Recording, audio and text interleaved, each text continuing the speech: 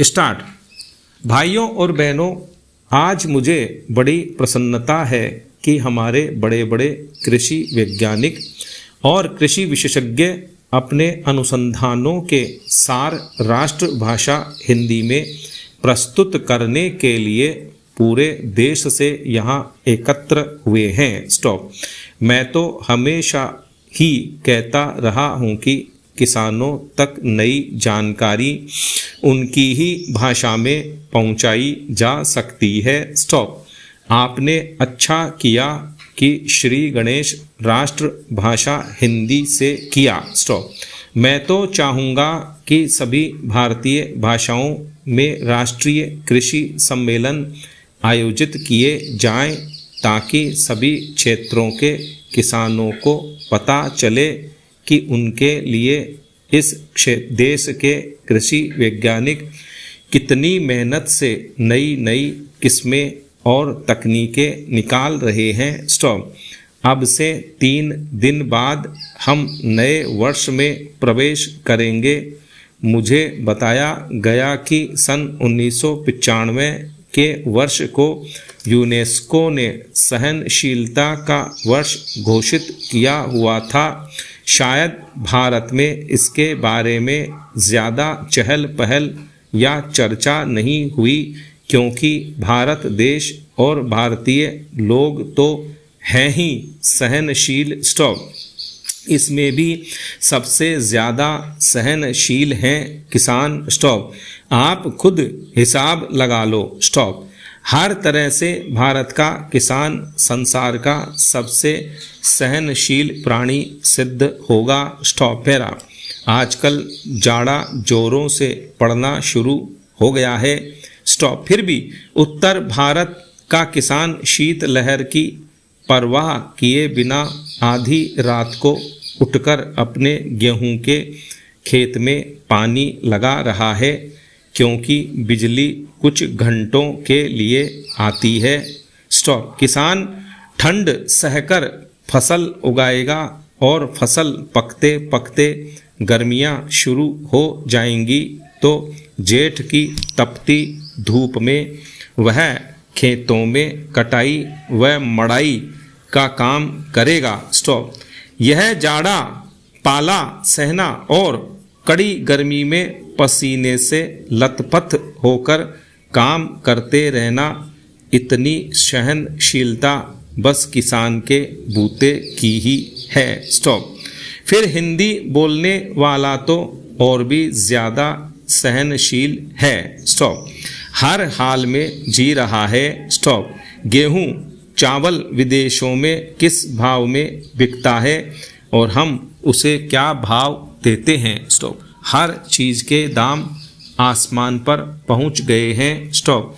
महंगाई इतनी बढ़ गई है मगर किसान की मेहनत का पूरा मुआवजा देने में हम 10 बहाने बनाते हैं और किसान है कि बर्दाश्त कर रहा है। स्टॉप।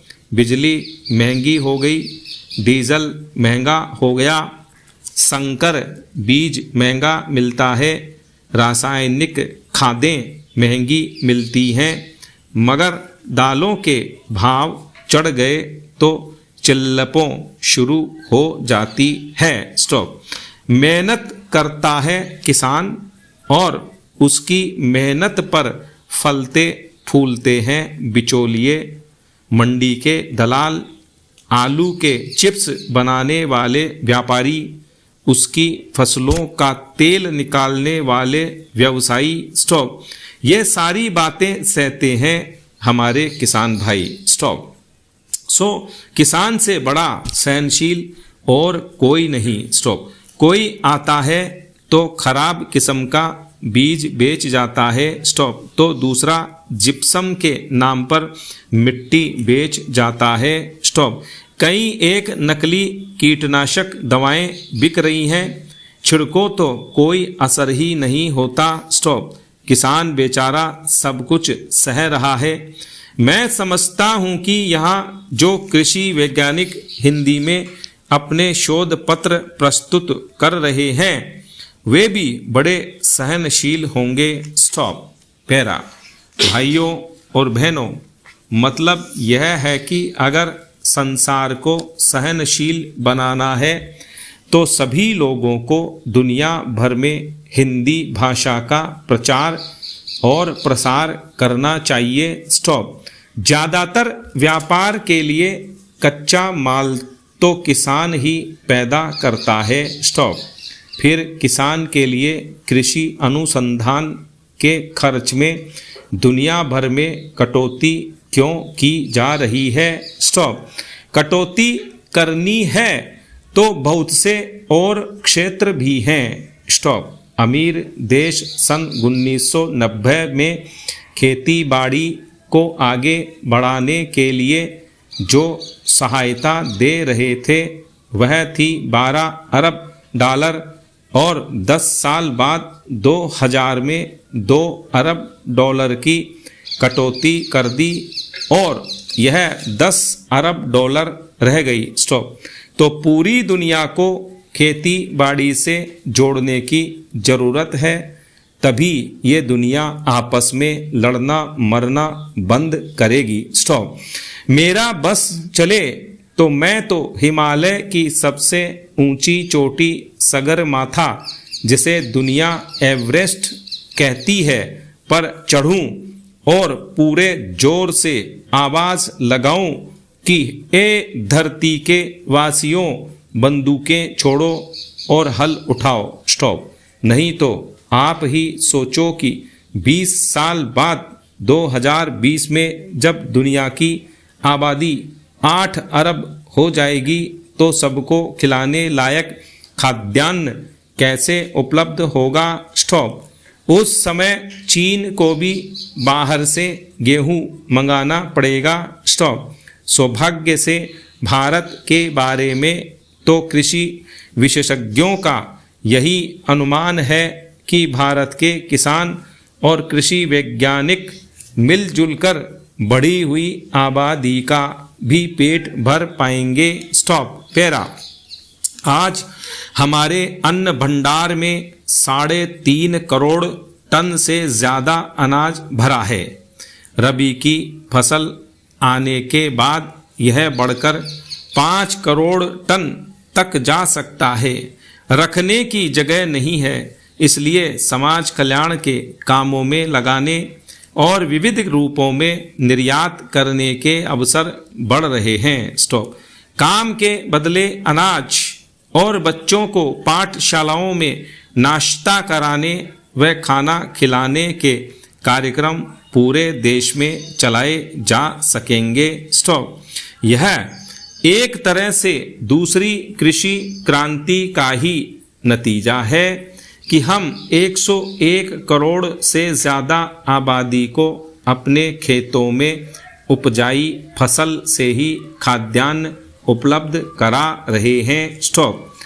खाने वाले तेल की कुछ वर्ष पहले कमी हुई थी। स्टॉप। हमने पुरजोर कोशिश की। स्टॉप। पिछले कुछ वर्षों में आयात तो घटकर प्रतिवर्ष 300 करोड़ रुपए का हो गया, वहीं तिलहनी फसलों और उनसे उत्पन्न पदार्थों का निर्यात 8 गुना बढ़कर 2500 करोड़ रुपए से भी ऊपर हो गया। स्टॉप। यह सब फल है किसानों, वैज्ञानिकों एवं प्रसार कार्यकर्ताओं के अथक प्रयास का। स्टॉप। इस प्रगति में आज कृषि वैज्ञानिकों का योगदान किसी से छुपा नहीं है, इसे सारी दुनिया मानती है। जहाँ भी भूख है वहाँ लोग भारत की मिसाल देते हैं कि देखो इस महान देश ने भूख की चुनौती का किस तरह डटकर सामना किया। स्टॉप। आज जब निर्यात के अवसर खुले हैं, विश्व का परिवेश बदल रहा है। स्टॉप। सारी दुनिया के बाजार खुल गए हैं। सौभाग्य से दुनिया में शाकाहार भी बढ़ रहा है। स्टॉप। इस समय हमारे विविध व्यंजनों को विश्व बाजार में प्रचलित करने के बड़े मौके हैं। स्टॉप।